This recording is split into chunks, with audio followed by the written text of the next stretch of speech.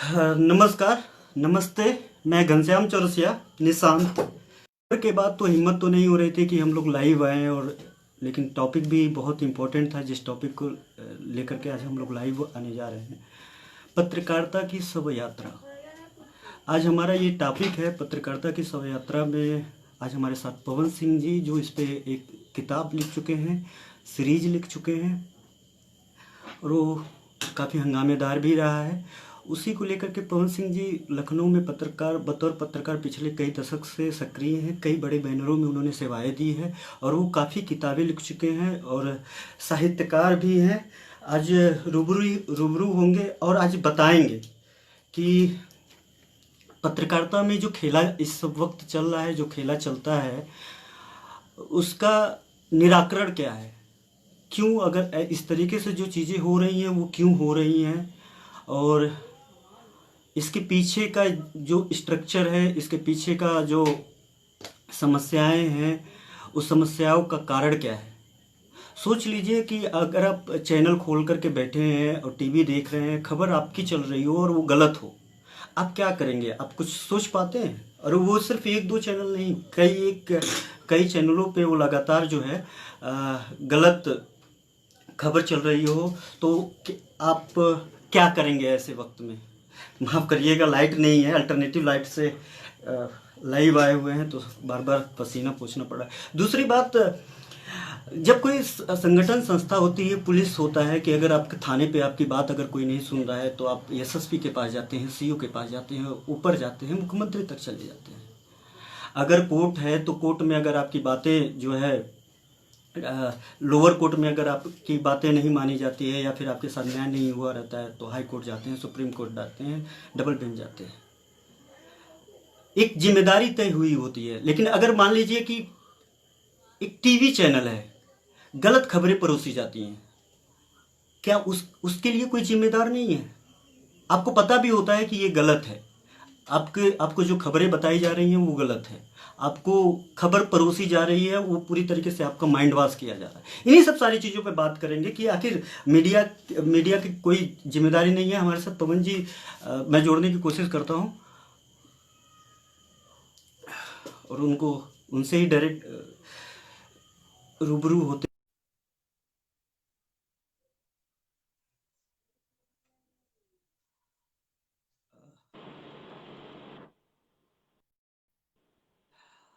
जी नमस्ते।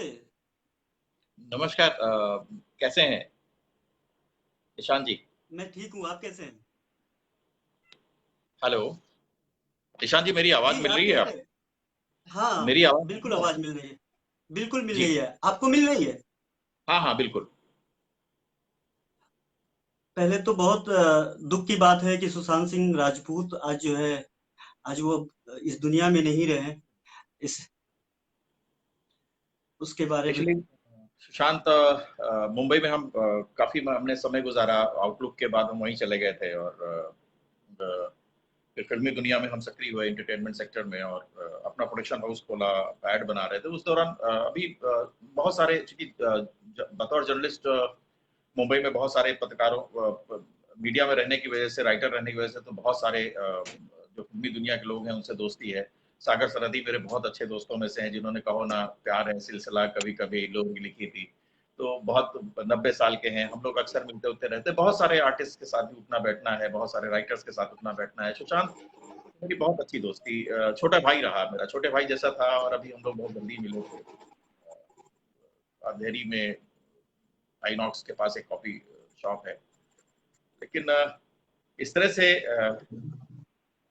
अभी युवा लड़का जाएगा, और इतना बेहतरीन आर्टिस्ट जाएगा, मैंने सोचा नहीं था। सुबह से थोड़ा मन दुखी है। बहुत जल्दी हम बड़ा लोग नेचुरल नेचुरल एक्टर थे वो। जो भी किरदार करते थे उस किरदार में वो घुस जाते थे। फिर ये दोनों नेचुरल थे, बहुत ही सदा सदा हुआ कलाकार। अ, तो विषय है आज की। स्ट्रगल करके स्ट्रगल स्ट्रगल करके आगे बढ़े थे उन्होंने, अपने संघर्ष, अपने बलबूते पे इन सब सारी चीजें की। बहुत स्ट्रगल किया था। प्रोडक्शन हाउस में जाना, काम देखना, काम लेना। अनुराग कश्यप भाई के ऑफिस में काफी चक्कर लगाता था। फिर बहुत मेहनत की, बहुत मेहनत से आगे बढ़ा। लेकिन अब ये मान लीजिए कि उसको उतने ही दिन के लिए आना था, वो अपना काम करके वो यहाँ से चला गया। हर आदमी की एक नियत होती है, एक आने की तिथि और एक जाने की तिथि। जब आप आते हैं तो आने की तिथि तो डॉक्टर को पता होता है कि डिलीवरी कब होने वाली है, और आप जब जाने की जब तिथि भी बच्चा लिख दी पैदा जाती होता है। है तो उसके में एक एक छोटी सी चिट लगा दी जाती है कि बच्चा इतने बज के इतने मिनट पैदा हुआ। लेकिन एक चिट जो नहीं लगाई जाती, जो ईश्वर लगाता है, वो चिट है आपके जाने की चिट। वो ईश्वर अपने पास रखता है। तो आपके एक ही पैर में चिट होती है, दूसरे पैर में जाने की चिट जो होती है वो ईश्वर के पास होती है। उसमें नियति लिखी होती है, कैसे जाना है आपको। जी। बहरहाल दादा, हम लोग बात करते हैं फिर अपने उस टॉपिक पे जिस टॉपिक के लिए हम लोगों ने वादा किया था, पत्रकारिता की शव पत्रकारिता यात्रा। की शव यात्रा। आखिर ऐसा, मैं कुछ सवाल जवाब करूंगा आपसे। आखिर हाँ, ऐसे मन में क्या आया?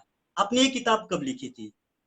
मैंने ये किताब लिखी थी 4 साल पहले। पहला एडिशन, पहला एडिशन साल पहले। और जो मैंने अपना 28-28 साल तक देखा, मैंने 27 साल मैंने नौकरी की। और नौकरी मेरी इसलिए ज़्यादा लंबी हो गई क्योंकि मैं जब लखनऊ यूनिवर्सिटी में पढ़ भी रहा था तो मैं पत्रकारिता भी कर रहा था नौजीवन में। कल्चर रिपोर्टिंग करता था। ये है दशक 89-90 का। फिर कुछ दिनों के लिए मैं जागरण आया, उस दौरान हमारी कल्चर रिपोर्टिंग थी वहाँ। उस वक्त का भी दौर देखा। और चूंकि मेरी एक आदत है पढ़ने लिखने की, मैं 16-17 घंटे कुछ ना कुछ पढ़ता रहता हूँ। कुछ किताबें पढ़ रहा हूँ, नहीं तो इंटरनेट पे कुछ पढ़ रहा हूँ। तो पत्रकारिता का जो वो दौर था जो हम लोगों ने देखा था 80-80 के दशक में, और जी। हमने तो उससे पहले का दशक देखा। जो हमारे सीनियर जर्नलिस्ट हुआ करते थे, उनका जो लिखने का तरीका था, उनका काम करने का जो तरीका था, और जो आज़ादी थी लिखने की, वो आज़ादी लोग कहेंगे कि 2000, बहुत लोग हमसे कहते हैं कि 2014 के पहले क्यों नहीं बोले। तो 2014 के पहले की स्थिति ये थी कि आप एक स्टोरी लिख देते थे, सरकार डरती थी। हाँ, ठीक है, बिल्कुल। अब 2014 के पहले आप हंगामा मच स्टोरी लिख जाता ही था, नहीं सकते। सदन में हंगामा मच जाता था, आप ऊपर से स्टोरी नीचे लिख ही तक। नहीं सकते। तो आप बाकी सब कर सकते हैं, आप स्टोरी नहीं लिख सकते। राजेंद्र माथुर जी ने बहुत अच्छी चीज कही थी कि एक बार उन्होंने, उनका एक लेख पढ़ रहा था तो उन्होंने, मैंने उसमें उद्धृत भी किया है अपनी किताब में, पहले एडिशन में, कि उन्होंने कहा था कि शुक्र मनाइए कि अभी पत्रकारिता जो है वो ऐसे लोगों के पास अखबार, और अखबार उस वक्त चैनल नहीं हुआ करते थे। उन्होंने तब लेख लिखा था कि अभी शुक्र मनाइए कि अखबार जो हैं अभी ऐसे लोगों के पास हैं जो अभी थोड़ा बहुत आपको लिखने देने की आजादी हाँ, दे रहे हैं। जमीर है, जिनके पास थोड़ा सा जमीर अभी बचा हुआ है और पत्रकारिता को लेकर के। उस दिन से डरिएगा जब इन अखबारों को पूंजीपति खरीद लेंगे, तो फिर आप खबर भी नहीं लिख पाएंगे। लेकिन और दादा, खबर में सब कुछ इसमें होगा लेकिन खबर टोकना, नहीं। हाँ, ये टोकना चाहेंगे आज के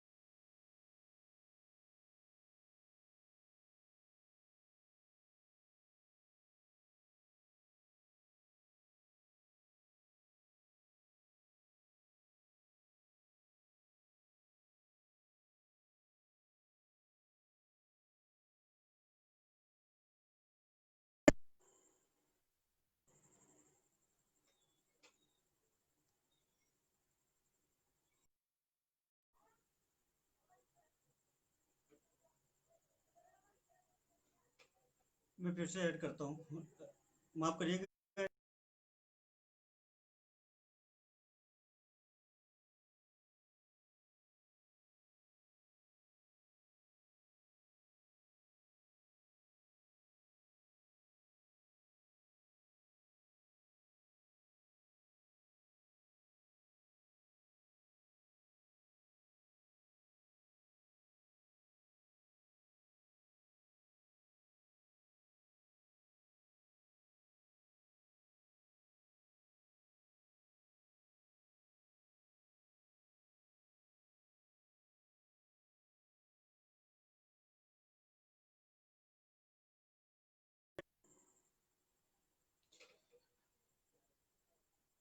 हम फिर से ऐड करेंगे।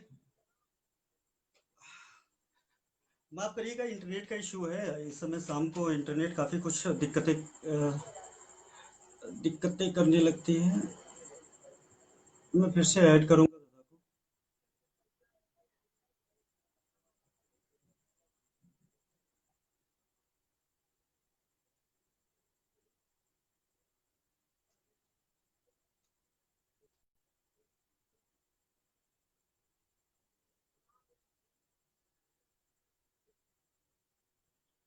समस्या आ रही है, इसके लिए माफ़ी। टेक्निकल इशू है, इंटरनेट के लिए रिकनेक्टिंग बार बार आ रहा है। हाँ निशांत जी, करिएगा दादा, वो इंटरनेट इशू रहा, ये इंटरनेट डिस्कनेक्ट हो कनेक्शन गया की वजह बीच में, से इंटरप्ट हो गया। बीच बीच में आवाज भी डिस्टर्ब हो रही है। हाँ। जी दादा, हम लोग वहीं पे थे कि आखिरकार इस किताब को लिखने की जरूरत क्यों पड़ी। और जहां तक कारपोरेट फंडिंग की बात है, तो इस वक्त जो है, जो अभी वर्तमान परिदृश्य है जो दिख रहा है इस समय, तो हमें नहीं लगता कि कोई ऐसा बैनर है। अभी कुछ वेब पोर्टल्स जो डिजिटल इस समय, अभी जो हम लोग मीडिया कर्मी अपनी भाषा में बात करते हैं कि सिर्फ डिजिटल में ही पत्रकारिता बची है, क्योंकि सरकार के पास इसे गवर्न करने के लिए बहुत कुछ नहीं रहता है। वो सिर्फ जैसे अगर न्यूज चैनल्स है, पेपर है, तो उसमें डीएबीपी चैनल का लाइसेंस, तो हम्म, गवर्नमेंट कहीं ना कहीं वो उस पर पूरी तरीके से हावी है। एक हम्म, डिजिटल प्लेटफॉर्म है जो पत्रकारिता को एकदम जिंदा रखी हुई है, क्योंकि उस पे गवर्नमेंट उसके जो रिपोर्टर्स हैं, उनके जो उसके जर्नलिस्ट हैं, उन पे ही वो कुछ कर सकते हैं। बैनर पे बहुत ज्यादा कुछ नहीं कर सकते, क्योंकि उनके पास ऐसा कोई लाइसेंस नहीं होता है, उनके पास ऐसा कुछ उनको देने के लिए नहीं होता है जितनी बचा सके। और बहुत कम खर्चे में, सीमित खर्चे में वो लोग सरवाइव कर ले जाते हैं। तो ऐसे अगर कुछ कुछ जो है संगठन जो है, मीडिया ऑर्गेनाइजेशन को अगर छोड़ दिया जाए, तो हमको तो नहीं लगता कि कोई ऐसा चैनल या फिर ऐसा बैनर है जो कारपोरेट फंड मतलब इस तरीके से वो अछूता हो। एक्चुअली मैं बताऊं निशांत जी, चैनल चलाना और अखबार चलाना अब इतना आसान नहीं रहा। ठीक है। जब हाँ अब एक चीज और बता दूं, अब अखबार और चैनल मिशन के लिए नहीं चलाए जाते हैं। बुरा मत मानिएगा, अब अखबार और चैनल कमीशन के लिए चलाए जाते हैं। ठीक है। मिशन के लिए आजादी के पहले चलते थे, और मिशन इस तरह का था कि छोटे छोटे अखबार, लोग घरों में 10 15 20 क्रांतिकारी बैठते थे, 50 लिखते थे। ठीक है। उसका 1 1000 2 1000 कापियां लिखी जाती थी, वो लोगों के बीच में बांटी जाती थी। ठीक है। वो मिशन था, वो पागलपन था, पैशन था। ये धंधा है वैसे। और ये स्वीकार कीजिए कि लोग जो अभी एक शब्द दिया है किताब में, वो है न्यूज। जैसे गधे का व्यापार होता है, कपड़े का व्यापार होता है, ऐसे न्यूज का व्यापार है। हम सिर्फ न्यूज का व्यापार कर रहे हैं। हम खबरें लेते हैं, और खबरों खबरों को जब लेते हैं तो उसमें हम देखते हैं कि इसमें ये इस खबर की वैल्यू क्या है, कितने में बिकेगी। ठीक है। उसके बाद जब खबर जितने में बिकती है, उसी का उसका एक वैल्यूम होता है, कितने में बिकेगी उस हिसाब से। और वो कौन खरीदता है? वो सरकारें खरीदती हैं। वो राज्य सरकारें खरीदती हैं, वो सेंट्रल सरकार खरीदती है। खबरों की कीमत लगती है। और आप देखिए ना कि पिछले 14 साल 2014 से लेकर के अब तक हमें बता दीजिए कि उन मुद्दों पर जो जो जनता के सरोकारों से जुड़े मुद्दे थे, उन मुद्दों पर चर्चा कब हुई है? हमें पाकिस्तान के में की जो करेंसी है उसका अवमूल्यन हो गया, उससे मुझे कोई लेना नहीं, मेरा कोई इंटरेस्ट नहीं है भाई। इमरान को कोरोना हो गया, मुझे कोई इंटरेस्ट नहीं है भाई। ठीक है। बांग्लादेश में बर्फ गिर रही है, मुझे कोई इंटरेस्ट नहीं है भाई। अरे अपने देश में क्या हो रहा है, कितने रोजगार चले गए, 11 करोड़ रोजगार गए हैं भाई। उस पर कोई चर्चा नहीं है। पेट्रोल के दाम लगातार एक बढ़ रहे छोटी हैं, सी उस पर चर्चा कोई नहीं। चर्चा नहीं है। ठीक है। एक चर्चा नहीं है, कोरोना पूरा टॉप चर्चा गायब है कोरोना उसके। टॉप देखिए फाइव ना, में चला गया है, इस, सब लोग भूल चुके हैं। जी जी, मैंने एक लेख लिखा था, वो काफी कई अखबारों में छपा। मैंने कहा कि सरकार मैंने फरवरी में लिखा था कि सरकार ने वो महत्वपूर्ण समय गंवा दिया। आप देखिए, इतनी अक्षम सरकार है, मैं खुल के बोल रहा हूं, इतनी अक्षम, इतनी नकारा और से कटी हुई ऐसी सरकार है। एक छोटा सा उदाहरण बढ़ूं, आज मुझे दिल्ली से एक पत्रकार ने फोन किया कि पवन पवन जी हालत ये हो गई है कि दिल्ली में होर्डिंग्स लगी हुई हैं कि केजरीवाल की सरकार को हटाइए। अब यहाँ देखिए, केजरीवाल को की सरकार को हटाने के लिए तो होर्डिंग्स लगाने का पैसा है, लेकिन नगर निगम जो दिल्ली नगर महापालिका है उसके अंतर्गत जो अस्पताल चल रहे हैं वहां और उसके नगर पालिका पर, दिल्ली नगर एमसीडी पर सबसे उस पर काबिज है भारतीय जनता पार्टी। भारतीय जनता पार्टी और उसी उससे संचालित अस्पताल जो है, ठीक है, एमसीडी के संचालित जो हॉस्पिटल है वहां के डॉक्टरों को और कर्मचारियों को वेतन देने के पैसे नहीं है, होर्डिंग लगाने के पैसे हैं। पैसे नहीं ठीक है, है। हाँ, उनको बहुत वेतन बहुत सारे विभाग हैं, बहुत सारे विभाग हैं जिनमें 2-2 3-3 महीने से उनको सैलरी नहीं मिली है, कहीं पर भी नहीं है। एक छोटा सा 2 लाइन भी इन लोगों ने नहीं लिखा है कि कुछ नहीं आया। 3-3 4-4 महीने से सरकारी विभाग में जो है उनको सैलरी नहीं मिली है। भुखमरी के वो कगार पे वहां पे सरकारी एम्प्लॉय इस समय है, और उनको उनकी एक मजबूरी भी है इस आपदा में अपने खुद के मास्क, खुद के सैनिटाइजर, खुद के सारी पीपीई किट खरीद मैंने करके उन लोगों को जाना और इस समय ड्यूटी करना। हाँ, मैंने फरवरी में लेख लिखा कि सरकार ने कैसे उन कीमती वक्त को गुजारा। जनवरी, जब 30 जनवरी को पहला केस केरल में आया तो डब्ल्यूएचओ की उसी दौरान एक पूरे वर्ल्ड को एक चेतावनी गई कि आप लोग अलर्ट हो जाइए, ये महामारी है। भारत सरकार ने, आई हैव द क्लिप, ठीक है, डब्ल्यूएचओ की वो क्लिप मेरे पास है। उसमें उसका जो जवाब दिया गया है, उसका जवाब दिया गया कि डब्ल्यूएचओ ओवर रिएक्शन कर रहा है। 7 जनवरी निकल गया। फरवरी में क्या हुआ, फरवरी में लोकसभा में भी एक सवाल उठा, राहुल गांधी ने उठाया कि साहब तैयारी किया, पूरे लोग भरी लोकसभा में राहुल गांधी का मजाक उड़ाया गया। ठीक है, उसके हाँ, बाद फिर क्या बिल्कुल। हुआ कि फिर, हाँ, उसके बाद फिर तीसरा, फिर तभी इन्होंने नहीं सीरियसली लिया। फिर क्या हुआ, फिर ट्रंप को बुलाया गया।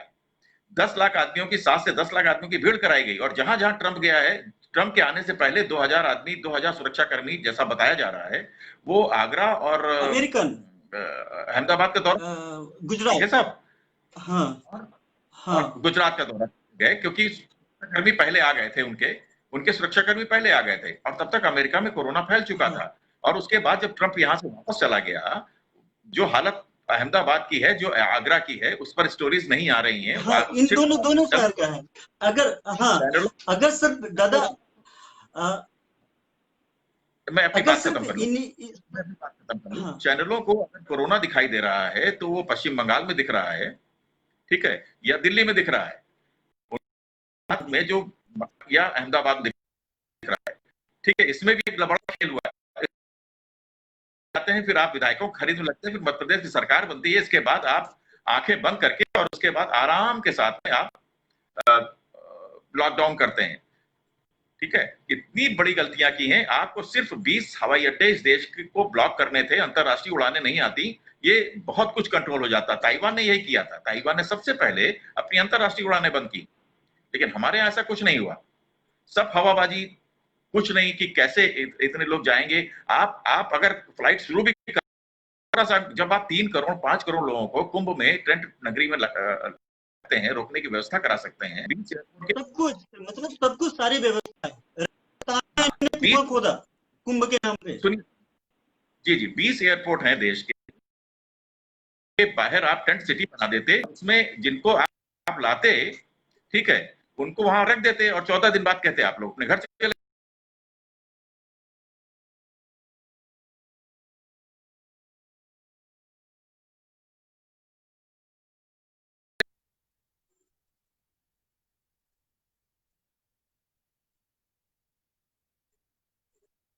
निर्यात प्रतिबंध किया है भाई, यानी हम यहां से निर्यात कर रहे थे, जबकि हमको अपने यहां स्टॉक करना चाहिए था। पूरे देश को आपने बेवकूफ बना रखा है। इस पत्रकारिता की शव यात्रा ही है ये। आप अगर सच को सच नहीं कह सकते हैं तो आपका मर जाना बेहतर है। और मीडिया जिस हद पे जा रहा है, आज नौकरियां जा रही हैं क्योंकि आप लोगों की आवाज नहीं बने, तो लोग, आपकी आवाज, आपके दर्द में लोग क्यों शामिल हो। बिल्कुल, जी निशान जी। बिल्कुल दादा। पहले पहले जो 2014 के पहले पत्रकारिता थी, ऐसा नहीं है कि वहां पर ये थोड़ा प्रेशर नहीं था, जरूर कहीं ना कहीं था, लेकिन एक डकैती लूट और चोरी में अंतर होता है। हम्म। उस समय जो था, हम हमारी तो पत्रकारिता वही 2012 11 12 से हमारी शुरू हुई।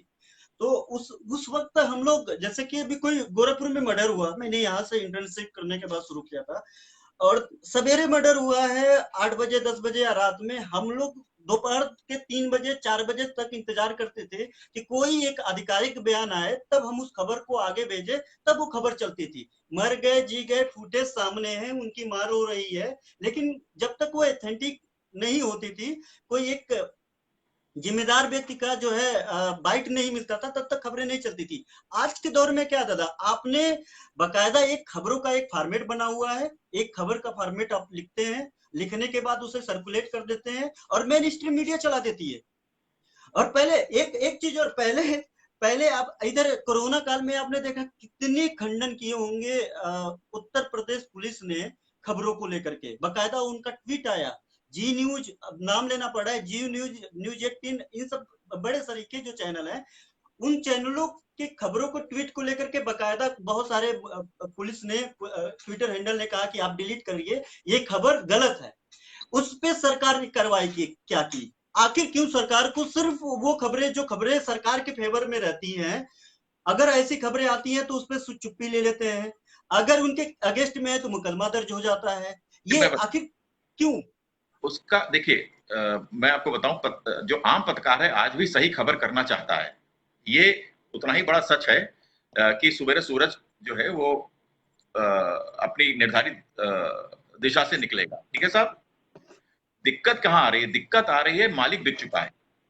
मालिक को सीधे बोल दिया गया है कि आपको अगर फैक्ट्री चलानी है अपनी, आपको अगर अपना कारोबार चलाना है, ठीक है, तो साहब आपको मेरे हिसाब से अपने चैनल को चलाना होगा। वो चैनल सर आप नहीं चला सकते हैं तो आपके खिलाफ बहुत सारी चीजें होंगी। बहुत सारे चैनलों के साथ क्या नहीं हुआ, कितने बड़े पत्रकार जो स्टोरी सरकार के खिलाफ कर रहे थे, मैं उन चैनलों का नाम नहीं लेना चाहता हूँ, सारे पत्रकार किनारे कर दिए गए। वो पत्रकार क्या, उन्होंने क्या किया, सोशल मीडिया को हथियार बनाया। लिख तो रहे हैं ना लोग, लिख रहे हैं लोग, लेकिन जो इस, हाँ, बिल्कुल। देखिए पहले 2014 से पहले भी खबरें लोग लिखते थे। ऐसा 2014 से पहले आप एक छोटा सा मैं उदाहरण बताऊं, महालेखाकार परीक्षा की रिपोर्ट हर साल आती है। महालेखाकार परीक्षा की रिपोर्ट हर साल आती है ना। जी, तो सीएजी रिपोर्ट। 2014 से पहले भारत का मीडिया जो था वो एक एक पन्ने पर बहस करता था कि आज हथियार में पैसा खा लिया, आज सीमेंट में खा लिया, आज इसमें खा लिया। क्या 2000 महालेखा परीक्षक विभाग बंद कर दिया गया है, या महालेखा परीक्षक की रिपोर्ट आनी बंद हो गई है? नहीं बंद हुई ना। लेकिन अब कोई बहस नहीं होती है। बहस वही होती है जो सरकार को सूट करती है। आप सरकार के खिलाफ बोलेंगे, आपके खिलाफ एफआईआर दर्ज हो जाएगी। आप सरकार के खिलाफ बोलेंगे, आपको गिरफ्तार कर लिया जाएगा। आप सरकार के खिलाफ बोलेंगे तो आपके विज्ञापन बंद हो जाएंगे। आपके सरकार के खिलाफ बोलेंगे, आपकी मान्यता रद्द हो जाएगी। आपके सरकार के खिलाफ छोटे, इस देश में 2014 से अब तक 3000 से ऊपर छोटे मझोले अखबार बंद हो गए हैं साहब, अभी और बंद होंगे। बिल्कुल, दो दो ढाई मझोले ढाई सौ 300 अखबारें एक साथ बंद हुई हैं। अखबार के पीछे भी एक साजिश है। आपको बताऊं कि आजादी की लड़ाई जब लड़ी गई थी तो बड़े अखबार नहीं हुआ करते थे साहब, छोटे अखबार हुआ करते थे। लोग रात में जग करके चुपचाप प्रिंटिंग प्रेस चलाते थे, 2 पन्ने का अखबार छापते थे, बेच आते थे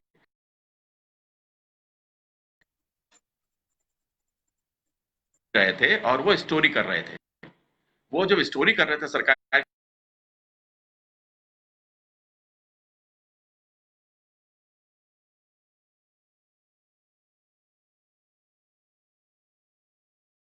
बार धीरे धीरे डीएपी रेट के चक्कर में और दुनिया भर के मानक बना करके इन्होंने अब अभी एक नया नियम आने वाला है कि अब अगर आप अपना अखबार चलाना चाहते हैं तो अपनी प्रिंटिंग प्रेस लगाइए। अब ये बताइए, 1 करोड़ की प्रिंटिंग प्रेस, 1 करोड़ की कोई मशीन कौन खरीदेगा? और उसके बाद उस मशीन को लगाने के लिए प्लाट खरीदेगा, यानी 4 करोड़ 5 करोड़ रुपया इन्वेस्ट करेगा। यहाँ खाने को नहीं है। छोटे छोटे अखबार वाले हैं जो अपना खर्चा भी चलाते थे, अपना परिवार भी पालते थे, और मीडिया और पत्रकारिता भी करते थे। वो कहाँ से लाएंगे 1 करोड़ रुपए? ये पूरी साजिश है। धीरे धीरे पूरे मीडिया को कुतरने की तैयारी है, और धीरे से धीरे ये पूंजीवादी व्यवस्था की ओर देश बढ़ रहा है, और इस देश को 5 से 7 उद्योगपति मिलकर चलाएंगे। मैंने अपनी किताब में पूरा खोला है, पूरी किताब खोली है कि किस तरह से पूरे मीडिया को धराशायी कर दिया है, खत्म कर दिया गया है और साजिशन खत्म किया जा रहा है। और मीडिया जो है वो क्या है, जो लोग चुप है ना, मीडिया उनकी आवाज है। मीडिया हमारे और आपके उत्पीड़न की आवाज है, हमारे लिए खड़ा होता है। जब वो आवाज बंद हो जाएगी तो आपकी आवाज सुनेगा कौन? जब कहीं से उम्मीदें नहीं रहती हैं तो वो लोग मीडिया के पास जाते हैं, लेकिन अब अफसोस कि हम लोग ही मजबूर हैं। जब हम लोग किसी बैनर में, ऐसे बैनर में रहते थे, यहाँ से खबरें करके जब भेजते थे दादा, वहां से डांट पड़ती थी कि आप क्या करके लाए हो, आपको तो ये करके भेजा था। सामाजिक सरोकार नाम का कोई चीज ही नहीं बचा है। इस समय ये स्थिति हो गई है। मीडिया। एक हाँ बोलिए। जी इतना जी, धूल आप बोल रहे धूसरित थे कुछ। आजाद, मैं ये कह रहा हूँ कि एक आजाद मीडिया का आजादी के योगदान में बहुत सारे लेख लिखे गए। और जब अब कभी कोई किताब लिखेगा कि मीडिया का 2014 के बाद का इतिहास क्या रहा है, वो ये लिखेगा कि इतना धूल धूसरित, शरण लोटू, शरण चाटू, जमीन पे बिछा हुआ बेगैरत मीडिया कभी नहीं देखा गया। ये भी मीडिया का इतिहास लिखा जाएगा। इतना जिस तरह से पतित हुआ है लेकिन मीडिया, अब जिस आगे तरह सुधरेगा तब तो, क्योंकि अब ये फैल चुका है, ये कैंसर बन चुका है। ये कैंसर हमको तो नहीं लगता है कि अब ये ठीक होगा। क्या आपको लगता है कि ये अब सुधरने के इसके रास्ते हैं? देखिए, एक चीज बता दें, इस देश में की एक खासियत रही है कि ये इस देश के डीएनए में नफरत नहीं है और बर्दाश्त करने की क्षमता बहुत है इस देश में। ठीक है। और मैं आपको बता रहा हूं कि ये कभी ना कभी फूटेगा। कब फूटेगा मैं नहीं कह सकता हूं, लेकिन लोगों के अंदर निराशा है, कुंठा है। नौकरियां गई हैं, कोई चर्चा मीडिया में नहीं है। मैं आपको फिर कह रहा हूं कि बड़ी अजीब सी, बहुत बहुत ही चिंताजनक रिपोर्ट जो है वो आ रही है लगातार चीन वाले मामले को लेकर के। लेकिन मैं डिफेंस मैंने कवर किया है, डिफेंस में मेरे अपने सोर्सेज हैं। डिफेंस के सोर्सेज जो हैं वो ये बता रहे हैं कि चीन ने कितना 60 किलोमीटर का एरिया अपने पास रख लिया है। जहां आपकी फिल्म की शूटिंग हुई थी, वो आमिर खान वाली, उस शूटिंग का एरिया इस वक्त चीन के पास है। अरे ठीक है यार, कम से कम जानने, अगर हमारे भीतर एक इच्छा है, मैं देश का नागरिक हूं, मुझे इस देश से मोहब्बत है। ठीक है, उतनी ही मोहब्बत है जितनी मोहब्बत आपको है। ठीक है, तो मैं जानना चाहता हूं कि मेरे देश की मिट्टी के साथ, मेरे देश की सीमा के साथ क्या हुआ। ये जानने का अगर मैं सवाल उठाता हूं तो पूरा आप हक मुझे है। देश को कर देंगे क्या? ये इतना भी जानने का हक नहीं है मुझे, इतना भी ये दर्द है मुझे कि आखिर चीन की सीमा बॉर्डर पे हो क्या रहा है। एक गलती से नाप लिया गया, नापा गलती से गया, जुबान 56 इंच की थी, सीना 56 इंच का नहीं था, जुबान नप गई थी, वो जुबान की अब लंबाई थी। सोचिए कि रोटी बेटी की बात होती है नेपाल के साथ। नेपाल के लोग भारत के लिए लड़ाई लड़ते हैं। यहाँ पे जो है गोरखा रेजिमेंट काम करता है, और यहाँ के लिए वो लोग जान देते हैं, जान देने के लिए आते हैं। वहां का हालत ये है कि पिछले 2 दिन से सीमा पर तनाव है। पहली बार जो अप्रत्याशित है, पहली बार अप्रत्याशित है। हमारे नेपाल में कुछ लोग हैं, वहां पे बात हुई है। ऐसी नफरत जो है पाकिस्तान के लिए था, जो नफरत चीन के लिए था, वो नफरत नेपाल के लिए, जो एक दूसरे पर पूरी तरीके से निर्भर है, वो ऐसी स्थिति आ गई है। और ये यही मीडिया दादा, यही मीडिया जो है, अब ऐसी स्थिति है, अब यही मीडिया जो है पाकिस्तान की तरह रोज नाबूद, चाइना चाइना की तरह अब नेपाल को भी करता है। और एक और सबसे बड़ी ट्विस्ट आप हम आपको बता रहे हैं कि नेपाली देख, लोग जो है, मैं नेपाल में बहुत रहा हूँ। नेपाल में जो है कि हाल भारत नेपाली चैनल से कहीं गुना ज्यादा, मतलब 90% लोग भारतीय चैनल को देखते हैं, भारतीय हिंदी चैनल को देखते हैं वहां पे। और भारतीय जो चैनल जो नफरत फैला रही है, जो कुछ चला रही है, उसके बाद सोचिए कि बहुत सारे लोगों की शादियां जो है, बेटियां जो है हिंदुस्तान में जो है शादियां की गई है, और यहाँ के लोग वहां पे हैं। क्या हालत होगा आने एक वाले दिनों में? मैं मुद्दे पे आता हूँ। नेपाल को भारत सरकार ठीक से टैकल नहीं कर पाई, इसको मीडिया को दिखाना चाहिए। नेपाल सरकार बार बार भारत सरकार से कह रही थी कि आइए इस संदर्भ में बात कर लें, बैठ लें, लेकिन ये कहते रहे कि कोविड के बाद बैठेंगे। अब कोविड 2 महीने चलेगा कि 3 महीने चलेगा कि 4 महीने चलेगा, ठीक है, मैं स्वीकार करता हूं कि नेपाल में जो इसमें हो रहा है, वो वो नेपाल नहीं कर रहा है, दरअसल उसके पीछे कोई और है। उसके पीछे कोई और का मतलब चीन है। ठीक है, चीन भारत को घेरना चाह चीन रहा है, है। बिल्कुल। नेपाल को और बहुत भारत के पास टाइम ही नहीं है। भारत के पास बिहार इलेक्शन में जो है एलसीडी लगाने के लिए टाइम है, भारत को लेकिन वो बहुत इतने बड़े इंपॉर्टेंट टॉपिक के लिए टाइम। भारत को बहुत सलीके से नेपाल के साथ संबंध को वो करने की जरूरत थी, वो नहीं कर पाए, वो आपने समय खो दिया है। ठीक है, और ये बहुत अच्छी चीज, आपके पास 1800 किलो 1800 किलोमीटर की सीमा है नेपाल के साथ में, और वो बफर स्टेट है। आप चीन और आपके बीच में वो एक बफर स्टेट है। आप ये सोचिए कि अगर वो कट करके चीन की तरफ गया और वो उपनिवेश बना, ठीक है, और अगर उस चीन ने जिस तरह की हालत है, चीन क्या करता है, कर्ज देता है, धीरे धीरे उस देश पर कब्जा कर लेता है। फिर वो कब्जा कर लेता है। आपके लिए बहुत बुरी स्थिति हो जाएगी। आपके कई बड़े राज्यों की सीमा, जिसमें उत्तर प्रदेश और बिहार भी शामिल है, वो नेपाल से लगती है। अगर ये जो भागीरथी गलतियां कर रहे हैं हुजूर आला, ये बहुत अच्छे नहीं है। इस देश को भुगतना पड़ेगा साहब, जो आपने गलतियां की हैं, और इसको भुगतेंगे इसको। और ये मुझे ये कहते हुए दुख हो रहा है, बहुत पीड़ा के साथ कह रहा हूं, कि इस देश की तबाही का जब कभी इतिहास लिखा जाएगा, तो उसमें लिखा जाएगा इस देश के मीडिया ने ही अपने इस देश को बर्बाद कर दिया। इस बिल्कुल। देश की तबाही में इस देश के मीडिया का हाथ होगा। सबसे अग्रणी हाथ रहा है, क्योंकि मीडिया ने जब चाहा तब सत्ता बदली है। मीडिया ने जब चाहा है तब लोग अवेयर हुए हैं। अन्ना हजारे आंदोलन यूं ही नहीं बना। जयप्रकाश नारायण से लेकर के आज तक जो है मीडिया, आजादी के बाद मीडिया। हजारे के आंदोलन के पीछे का अगर सच आपको पता लग गया, तो आप सॉरी आप चौंक जाएंगे। अन्ना हजारे आंदोलन के पीछे यही लोग थे, जो आज तथाकथित यही लोग राष्ट्रवाद थे। लोग थे। ठीक है, धीरे फंडिंग धीरे से धीरे लेकर धीरे ये लोग फैल चुके हैं। यही लोग थे। यही लोग। उस समय ये अब लोग समर्थन कर रहे थे, लेकिन सिर्फ चेहरा 2014 के वो बाद, अन्ना हजारे था। अन्ना हजारे 2014 के बाद से क्वारंटाइन हो गए हैं। क्वारंटाइन हो गए, आज तक नहीं दिखे। उनको लोकपाल के लिए कुछ उनको आता पता नहीं है कि लोकपाल कहाँ है कहाँ नहीं है। वो कभी कभार उठते हैं और कहते हैं हमें जो है इतिहास बदलना है। 2000 हमको ये नहीं समझ में आया कि सिर्फ 2014 तक ही उनको क्यों इतिहास बदलना था, 2014 के बाद क्यों नहीं बदलना है। मुसलमानों मुसलमानों और हिंदुओं के बीच में आप नफरत कर रहे हैं। ठीक है, मैं थोड़ा विस्तार से बताऊंगा। आप 25 करोड़ मान लिया मुसलमान है इस देश में, आप उनको क्या करोगे? आप उनको समुद्र में ले जाके फेंक दोगे? आप उनको सद्दाम की तरह नर गैस सप्लाई कर दोगे, उनको मार दोगे? क्या करोगे? दुनिया का कोई भी ऐसा देश बता दीजिए जिस देश में नफरत फैली हो और उस देश ने तरक्की की हो। दुनिया का कोई भी ऐसा देश नहीं है जहां रेडिकलाइजेशन हुआ हो और उस देश में तरक्की हो गई हो। अब किसी देश को मारने के लिए मीडिया को ये बताने की जरूरत है कि ये कोई भी देश अगर तरक्की करेगा, भारत अगर तरक्की करेगा, तो शांति के साथ करेगा, सौहार्द जब होगा, देश में मिठास होगी, तब वो तरक्की करेगा। जो देश बनता है वो लोगों से बनता है। हिंदू और मुसलमान और सिख और ईसाई और जैन से देश नहीं बनता है, देश लोगों से बनता है। लोकतंत्र जो होता है वो लोक से होता है। जब लोक ही नहीं होगा तो लोकतंत्र ही नहीं होगा।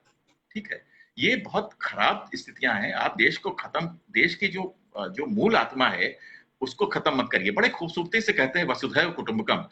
आप अपने ही देश में अपने ही लोगों को नफरत के साथ मार रहे हैं, उनको अलग कर रहे हैं, और झंडा लेके घूम रहे हैं वसुधैव कुटुंबकम का। कितने करेक्टर रखेंगे साहब? एक करेक्टर तो रखिए।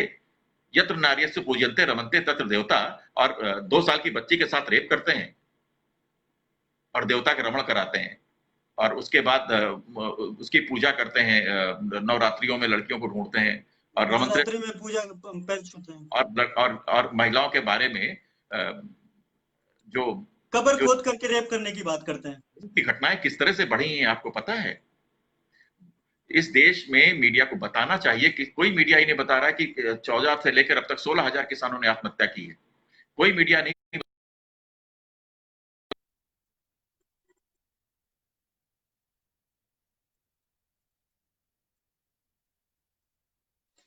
फिर इंटरनेट इंटरप्ट किया है। इंटरनेट के चलते आज काफी कुछ असुविधा हो रही है, बहुत सारी समस्याएं दिख रही हैं। मैं जोड़ने की कोशिश कर रहा हूँ फिर से। क्यों इतना इंटरनेट, ओ माय गॉड,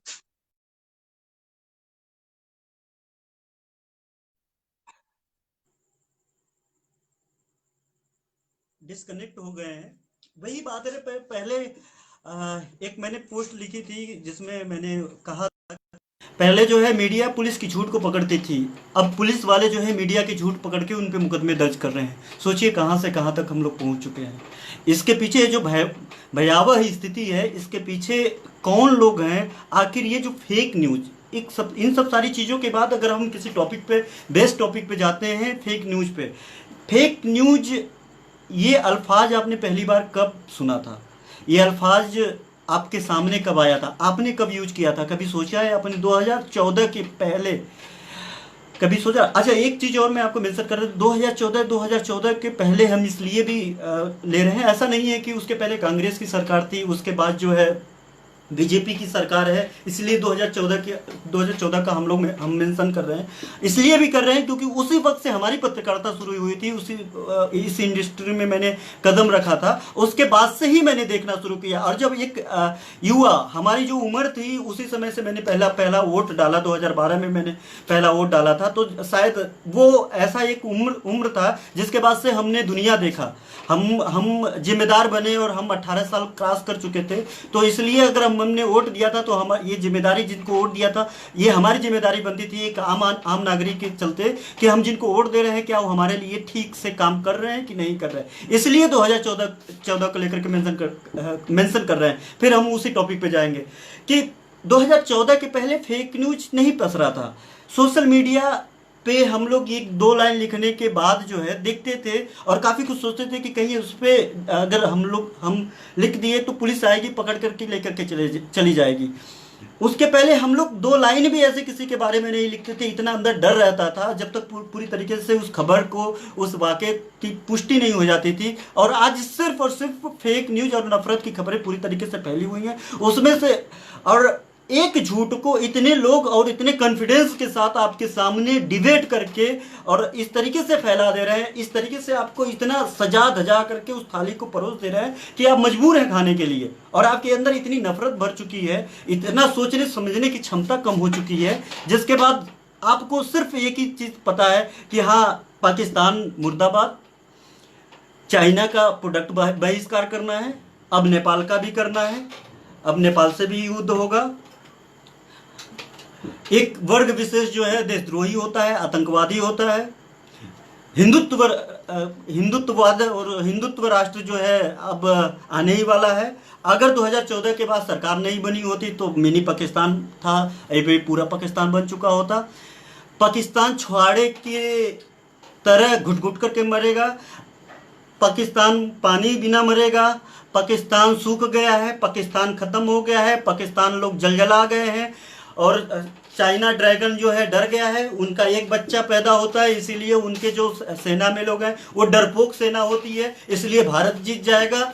वो कभी भी नहीं करते कि आप भूखमरी के शिकार हैं, वो कभी भी नहीं कहते कि आप बेरोजगार हो चुके हैं, वो कभी भी नहीं कहते कि आपका जो EMI है, लोन है, उस लोन के लिए आपके पास कॉल्स आ रही है, आप डिप्रेशन में जा रहे हैं, आपकी जेब में पैसा नहीं है, आप घर लॉकडाउन में घर बैठे पड़े हुए हैं, आपकी नौकरियां छिन चुकी है। बहुत सारे लोगों ने उसके बावजूद सरकार का समर्थन किया, बहुत सारे लोगों ने उसके बाद सरकार के कदम से कदम उनके आदेश को भगवान की तरह माना। लेकिन जब वो माना, जब वो सब सारी चीजें किया, बावजूद जब 400-500 पे लॉकडाउन हुआ तो ये 3-3.5 लाख तक ये जो है आंकड़ा कैसे पहुंच गया? कभी सोचा?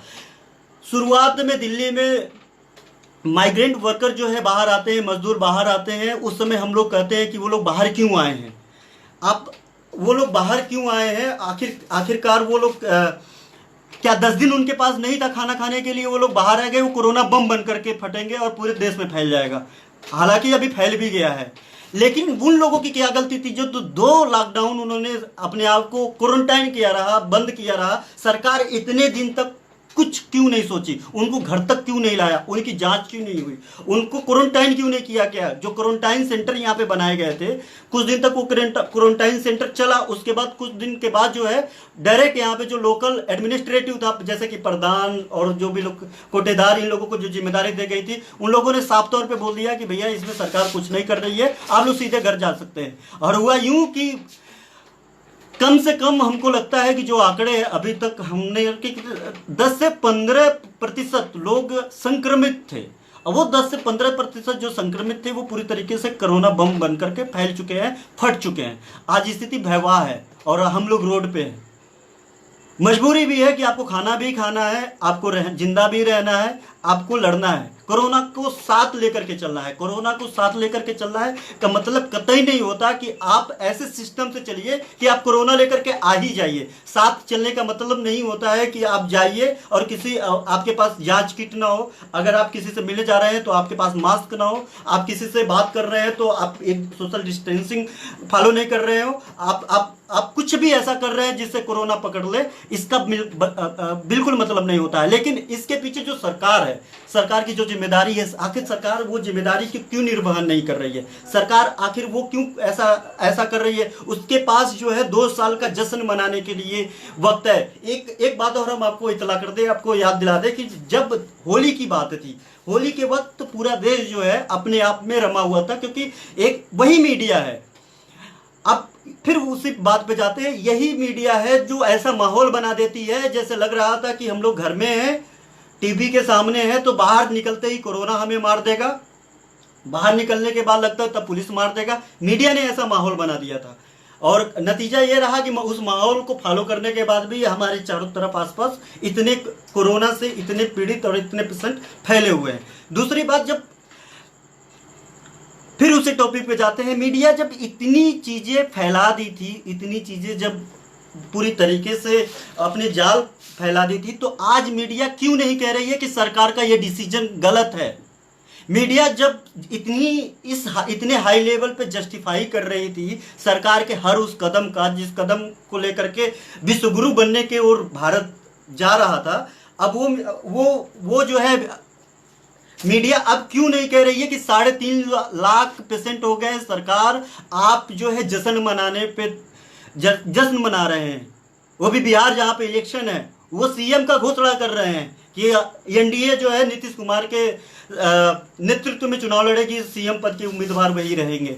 वो गांव गांव तक जो है अपने खुद एसी कमरे में जो है एक भाषण, डिजिटल वर्चुअल रैली करके भाषण दे रहे हैं, और जो जनता है, आवाम है, बिहारी मजदूर है, उनको रोड पे ला करके खड़ा कर दिया है। ना कोई सोशल डिस्टेंसिंग, ना कोई ऐसा तरीका जहां पे वो कोरोना से बच सके। उनको किस चीज से मतलब है? कभी ये कैंप लगाएं कि भैया ये एलसीडी है, आप देख लीजिए कि कोरोना से फैलने रोकथाम के ये उपाय हैं। कभी इन्होंने एलसीडी लगाया, कभी इन्होंने कैंप लगाया कि आ जाइए और मास्क लेकर के चले जाइए, सैनिटाइजर लेकर के चले जाइए। कभी इन लोगों ने ऐसा किया कि आप घर पे रहे, सुरक्षित रहे, इन्होंने तो एडवर्टीजमेंट कर दिया, लेकिन घर पे कैसे रहे? कभी इन्होंने पहुंचाया घर तक खाना? आंकड़े तो बहुत हैं, आंकड़े भी देखेंगे तो इनके 100 में से जो है 20% सही है और 80% ये गलत बोले हैं। जो इनके जो पर्टिकुलर जो विभाग है वो कहता है कि हमारे आंकड़े ये हैं, और जो इसके आला हकीम है वो उनके आंकड़े कुछ अलग होते हैं। लेकिन मीडिया इस पे बात करने के लिए उसके पास फुर्सत नहीं है। अभी जो फुर्सत है वो नेपाल को खत्म करना है, चाइना के प्रोडक्ट को बहिष्कार करना है, ड्रैगन डर गया है, पाकिस्तान घुट घुट करके मर रहा है। जब 10,000 केस था पाकिस्तान का, यहाँ का 2-3 ऐसे चैनल थे, वो कह रहे थे कि अपने कर्मों की मौत मर रहा है पाकिस्तान। अब तो भारत में 3.5 लाख पेशेंट हैं। क्या वो हेडिंग यहाँ के लिए दे सकते हो? होगा? खैर, वो हमारा शत्रु देश है, हम बिल्कुल नहीं कहते, लेकिन हमको लगता है कि बिल्कुल हमें ये स्टोरी करनी चाहिए कि हाँ वहाँ पे लोग घुट करके मर रहे हैं, लेकिन भारत में भी घुट करके मर रहे हैं। और वहाँ का अगर इमरान जिम्मेदार है पाकिस्तान के लिए, भारतीय मीडिया इतनी संजीदा है इस टॉपिक के लिए, तो यहाँ के लिए जो है भारत के लिए नरेंद्र मोदी जो देश के प्रधानमंत्री वो जिम्मेदार हैं। इस पे आप डिबेट और लिखना पढ़ना क्यों नहीं चाहते हैं? आप क्यों नहीं डिमांड करते हैं? दूसरी सबसे बड़ी बात है ये सरकार को तो वोट चाहिए, वो तो वोट लेने के लिए वो कुछ भी करेगी। वो तो कहते हैं साम दाम दंड भेद सब कुछ अपनाती है, राजनीति होती है। हम लोग गाली गाली में कहते हैं मेरे साथ राजनीति ना करो, मतलब ये बहुत गंदा माना जाता है कि मेरे साथ राजनीति मत करो, मतलब कि आप मेरे साथ कोई ऐसा असमंजस मत फैलाओ जिसको लेकर के हम असहज महसूस करें। सेम वही बात मैं कह रहा हूं कि जब सरकार है, पॉलिटिकल पार्टी है, वो तो राजनीति करेगी, लेकिन मीडिया उस राजनीति के ढर्रे पे बह करके मीडिया में वो राजनीति कैसे घुस गई है, मीडिया क्यों उसको डिफीट करती है, मीडिया क्यों नहीं उसको कहती है कि सरकार अभी अभी अभी 2-2 पैसे का हेडिंग नहीं लगा पाती है मीडिया, मतलब बहुत सस्ता हेडिंग लगा करके वो कह सकते हैं कि कोरोना से लोग मर रहे हैं और बिहार में जो है सरकार, कोरोना से लोग पस्त, बिहार में चुनाव में मस्त। एक छोटा सा हेडिंग लगा देते हैं आप सरकार के खिलाफ, भैया सरकार क्यों नहीं अब थोड़ा सा काम कर लेते। लेकिन वो नहीं होता इन लोगों से, वो बिल्कुल नहीं होगा, क्योंकि आपको देखना पसंद नहीं है। आपको यही पसंद है पाकिस्तान मर गया, फलाना जो है अली खान की मॉब लिंचिंग हो गई, ठीक हुआ क्योंकि वो बाद में आतंकवादी बनता। आप लोग इसी में जब आप लोगों का टेस्ट ही यही है, टीआरपी से चैनल चलता है, चैनल पे सरकार गवर्न कर रही है इस समय पूरी तरीके से, और एडवर्टीजमेंट टीआरपी के हिसाब से प्राइवेट मिलता है। टीआरपी आप देते हैं इन्हीं सब चीज़ों को लेकर के, और कहते हैं कि मीडिया बिक गई है। मीडिया कहाँ से बिकी है? खरीदते तो आप लोग हैं, बिचवा तो आप लोग रहे हो। आप अपनी जिम्मेदारी नहीं समझेंगे, लेकिन बस एक उधर के अरे पत्रकार है साला दलाल होगा। अरे हाँ, कैसे दलाल होगा? दलाली करवाता कौन है और उनके दलाली पे काम करता कौन है? कभी सोचा है कि अगर वो पत्रकार है, दलाली कर रहा है, तो उसके दलाली पे कमुआ कौन करता है? कभी उसके लिए आप विरोध करते हैं क्या? बस सीधे मुंह आता है खड़े होकर के बोल दिए। अभी पुलिस वालों के लिए जो है आप लोग ताली थाली सब बजाई, जो है घंटी माला सब किया आप लोगों ने, फूल बरसाए हेलीकॉप्टर से, और उन्हीं पुलिस वालों को गाली देते हुए आप थक जाते हैं। कहते हैं पुलिस वाला आपका सुन ही नहीं रहा है। मतलब जो मन के हाके जा रहे हैं लोग, हाके जा रहे हैं, कहे जा रहे हैं कि ठीक है भाई, भेड़ की तरह है कि जिधर एक कोई आता है इनको समझा देता है, हाँक देता है, उसी रास्ते हाके चले जाते हैं भेड़ियों की तरह। कभी खुद के लिए बकरियों की तरह, कभी खुद के लिए। इनका खुद का वजूद तो होता नहीं है कि ये खुद के बारे में सोचे कि भैया ये तो गलत बात है, हमको ताली थाली से पहले हमको जो है सैलरी चाहिए, कुछ पैसे चाहिए, हमको खाना खाना है, हमको अनाज चाहिए। किसान मर रहा है, सुसाइड कर रहा है। आज तक सुसाइड रेट जो है सरकार ने रोक लगा दी है, मीडिया चुप है। सीएजी पे कोई जो है, अभी दादा बता रहे थे पवन सिंह जी की, सीएजी पे कोई ना कोई चर्चा होती है, ना परिचर्चा होती है, बस हवाई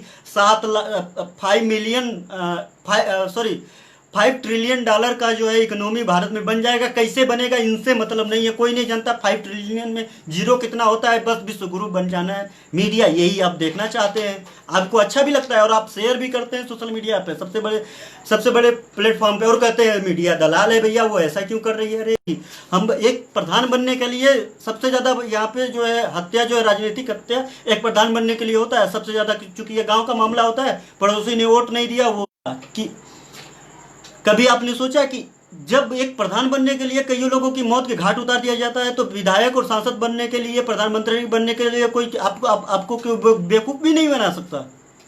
अब आप बेवकूफ़ क्यों बनना चाह रहे हैं वो आपके ऊपर है। फिलहाल बहुत ज़्यादा देर हो गया है और ज़्यादा वक्त हम आपसे नहीं लेंगे, लेकिन ये फिर कहेंगे कि ये इसीलिए हम एक ऐसे शख्सियत को जोड़े थे जिन्होंने बाकायदा लगभग 3 दशक 30 साल से वो पत्रकारिता में थे। बहुत सारी मूवीज़ के लिए लिखा है उन्होंने, साहित्यकार हैं, किताबें लिखी हैं, बहुत सारे संपादित भी किए हैं, इस समय भी है, बहुत सारे बैनर में किए हैं। और उन्होंने इस दुर्दशा को देखते हुए उन्होंने इस समय लिखा है कि पत्रकारिता की शव यात्रा, ये वही वक्त है, कुछ है ही नहीं। सोचिए कि कभी आपकी खुद की खबर टीवी चैनल पे गलत चल रही हो और आपके पास कुछ नहीं है बताने के लिए, आप कुछ कर नहीं सकते कि सर ये गलत खबर चल रही है, उसका कोई तो होगा ऊपर जो उस खबर को रुकवा सके। चलिए, शुक्रिया बात करने के लिए। फिर अगली बार किसी शख्सियत से मुलाकात कराएंगे। फिलहाल अगर आप फेसबुक पर देख रहे हैं तो फॉलो करिए, हमारा एक पेज है जीसी की बीसी घनश्याम चौरसिया की बातचीत में कंफर्म कर देना चाहता हूं, उसको आप फॉलो करिए। अगर यूट्यूब पे देख रहे हैं तो आप बिल्कुल सब्सक्राइब करिए और घंटी वाला बटन दबाना मत भूलिएगा। नमस्ते, शुभ रात्रि।